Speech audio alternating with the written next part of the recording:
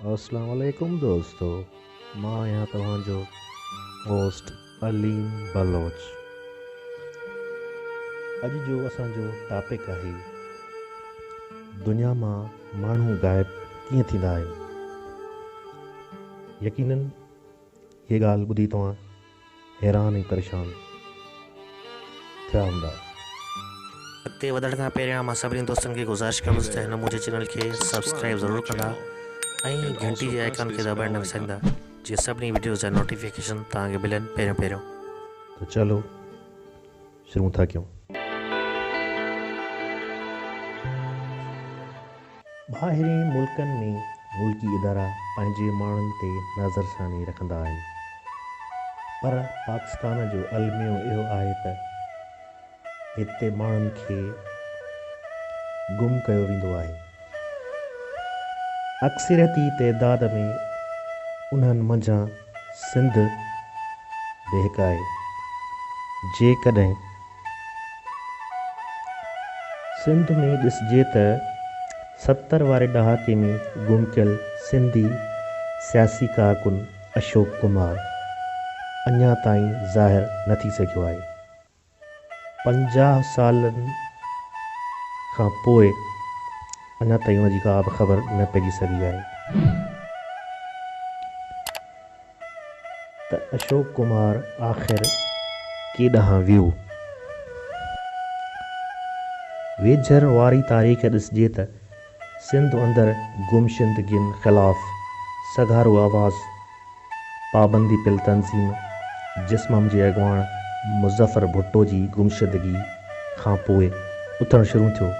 मुज़फ़र भुट्टो खे 2 दफ़ा खंभे गुम कयो वियो ऐं 2012 ईस्वीअ में संदसि गोलियूं लॻल लाश हैदराबाद मां मिलियो। मुज़फ़र भुट्टो जी वञी साइमा भुट्टो पारां हिकु वीडियो बयान में दावा कई वई आहे त संदसि वर खे पाकिस्तान जे ॻुझे इदारे खंभियो। अॼु बि केतिरा ई कारकुन गुम आहिनि। उन्हनि गुम कयल कारकुननि जे बारे में का ॼाण नाहे त उहे किथे आहिनि। संदसि वारस तोड़े तंज़ीमूं मुसलसल सरापा एहतजाज आहिनि। सिंध जी क़ौम परस्त तंज़ीमुनि में सख़्तु मौक़िफ़ सबबि मशहूरी माणींदड़ तंज़ीम जिस्मम खां पोइ हाणे अहिड़ी का बि तंज़ीम पाकिस्तानी ॻुझनि इदारनि खे हाणे सिधो ज़िम्मेवार नथी ॼाणाए।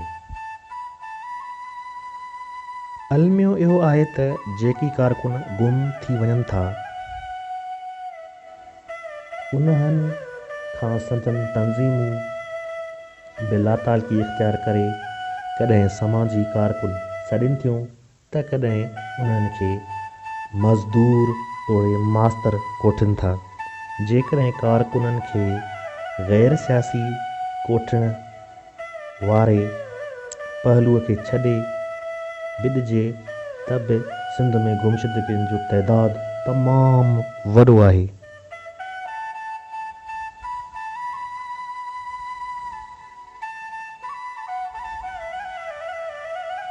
जंहिं ते अक्सर मीडिया ख़ौफ़ सबबि ॻाल्हाइण खां लाचार आहे। मीडिया जे लाचारीअ बावजूदि सख़्तु मौक़िफ़ रखंदड़ सियासी तोड़े इंसानी हक़नि जूं तंज़ीमूं ऐं कारकुन पाकिस्तान जे ॻुझनि इदारनि खे सख़्तु तनक़ीद जो निशानो बणाईंदा रहिया आहिनि।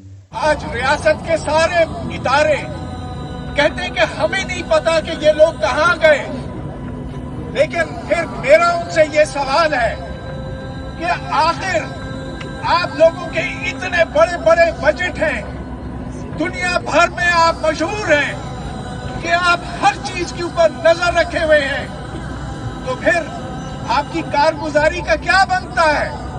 क्या आप सिर्फ पाकिस्तान के मुहिबे वतन शहरियों को इस तरह से गायब करते हैं? ये आपका काम है? शर्म करो। क़ौम परस्त कारकुननि सां गॾु लाड़ तोड़े थर वारे इलाइक़े मां पिणु हज़ारे माण्हू गुम आहिनि, पर ॾूरांहें इलाइक़े तोड़े मुसलसल दॿाउ सबबि मीडिया में उहे ख़बरूं न ईंदियूं आहिनि। जेकॾहिं